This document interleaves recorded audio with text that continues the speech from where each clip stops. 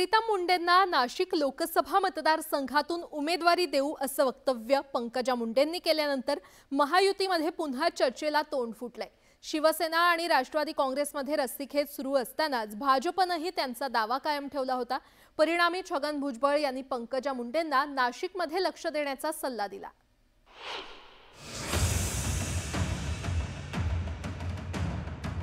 लोकसभेला माझ्या किंवा माझ्या परिवारासाठी तुम्हाला मत मागणार नाही, पंकजा मुंडेचा हा जाहीर शब्द आहे। प्रीतमताईंना विस्थापित करणार नाही, मी शब्द दिला होता। मी नाही हो, मला नका देऊ म्हणूनच सगळीकडे गेले। पण मला आता लक्षात आलं की ही निवडणूक कशाची। ताईचं काही आणलं नाही, ताईला मी नाशिकवरून उभं करीन, तुम्ही काळजी करू नका। बीडच्या विद्यमान खासदार प्रीतम मुंडेंकरता त्यांची बहीण पंकजा मुंडे मैदानात उतरल्यात। प्रीतम मुंडेंना बीडमधून उमेदवारी नाकारण्यात आली होती। परिणामी प्रीतम मुंडेंना नाशिकमधून उमेदवारी मिळावी याकरता पंकजा मुंडेंनी प्रयत्न सुरू केले।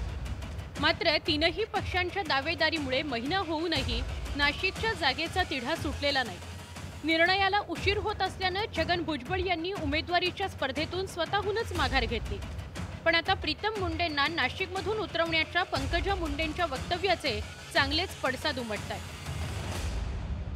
त्यांना माझं सांगणं आहे की बीडची जी निवडणूक आहे काहीतरी 13 तारखेला, कृपया त्याने त्यांच्यावर पूर्ण लक्ष कॉन्सन्ट्रेट करावं। काय ते निवडून येणं महत्त्वाचं आहे, तिकडे तुम्ही प्रयत्न पूर्ण करा। नाशिकमध्ये उमेदवार नाहीत म्हणून काही अडचण अशातला भाग नाही, नाशिकमध्ये खूप उमेदवार आहे, हीच अडचण आहे।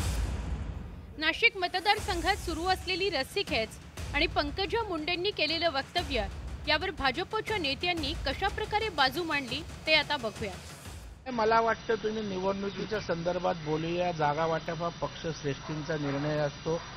प्रीतमताई आमच्या एक ज्येष्ठ नेते आहेत, त्यांची काळजी घेण्यास पक्ष सक्षम आहे। पंकजाताई तर त्यांची बहीण आहे, त्याच्यामुळे त्यांनाही स्वाभाविकपणे त्यांच्या भविष्याची काळजी असणार, त्या काळजीपोटी ते वक्तव्य आलंय। पक्ष निश्चितच मुंडे परिवाराशी आमच्या प्रीतमताईच्या पूर्ण ताकदीनिशी पाठीशी आहे। निवडणूक कुठली सोपी नसते, निवडणुकीला सोपी घेऊन चालतही नाही। आपण सांगितलं सोपी आहे तर कार्यकर्ते त्या ठिकाणी मग अतिशय थंड बसतात। त्यामुळे प्रत्येक निवडणुकीमध्ये चुरस आहे, अधिक ताकदीने कामाला लागा, अधिक जोमाने कामाला लागा। कार्यकर्त्याचा जोश वाढवण्यासाठी त्यांना स्फूर्ती देण्याचे आम्हाला पुन्हा सांगावं लागतं की आपल्याला अधिक मेहनत करावी लागेल, अधिक त्या ठिकाणी कष्ट करावे लागतील। प्रीतम मुंडेंना विस्थापित करणार नाही अशी भूमिका पंकजा मुंडेंनी घेतली आहे।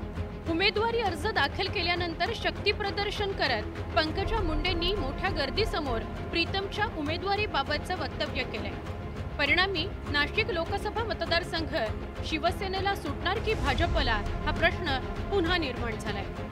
Bureau report, news 18 Lokmat.